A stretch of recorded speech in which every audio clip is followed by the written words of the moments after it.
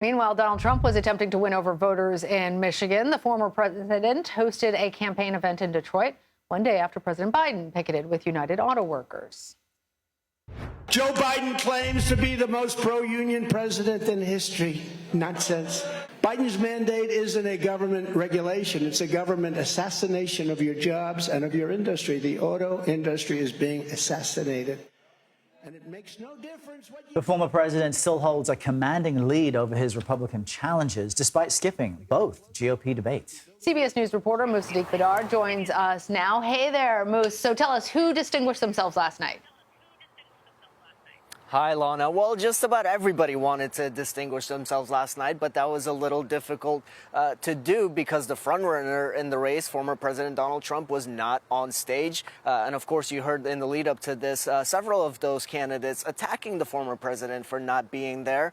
Florida Governor Ron DeSantis said he's missing in action right off the top, reminding viewers and the audience there that former President Trump is not attending. And of course, Chris Christie, you heard him there, called the former President Donald Duck. But there were also other notable moments with other candidates going back and forth with each other, talking over each other, notably Senator Tim Scott of South Carolina and former UN Ambassador Nikki Haley, both kind of going at each other. It was the first time we had seen them attack each other like that on the debate stage, and that's going to be interesting to watch because both of them are hovering around the same numbers in the polls. You have Trump, you've got DeSantis, and then Haley and Senator Scott are kind of right there. And so the two of them battling out, both of them from South Carolina, an early primary state, is something to keep an eye on down the road. You know, what's interesting, Moose, is that California Governor Gavin Newsom spoke with our Ed O'Keefe last night, and he basically said this is a debate for vice president because President Trump's lead in the polls is so substantial. And I guess even at last night's debate, they spent, 90 seconds actually criticizing former President Trump. Does he have an actual point here that these Republicans seem to be vying for the second spot?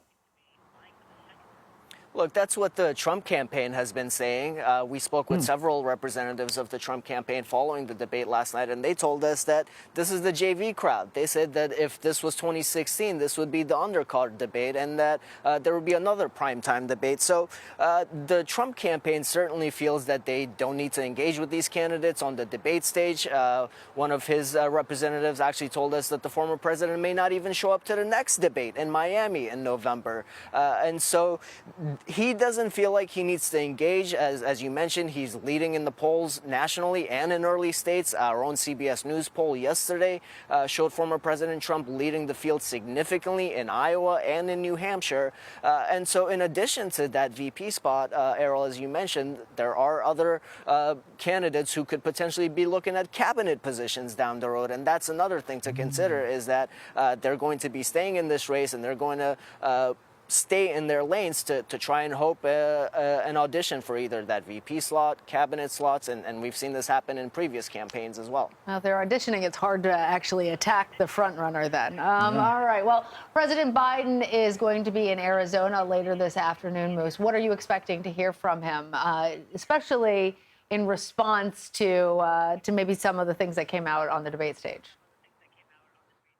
Yeah, his main focus of the speech is going to be about democracy. He has talked about this a number of times. The White House says this will be his fourth time he's making a speech about democracy. He, of course, made this a central theme of his campaign in 2020, talking about the battle for the soul of the nation. And that's going to be a big topic for him this time around as well. And just real quick, Lana and Errol, President Biden is also going to announce the start of construction on the McCain Library for former Senator John McCain, who passed away recently, and that'll be in partnership with the McCain Institute and the Arizona State University there. Oh, wow. All right. Musadiq Bidar, thank you. Thanks, Moose.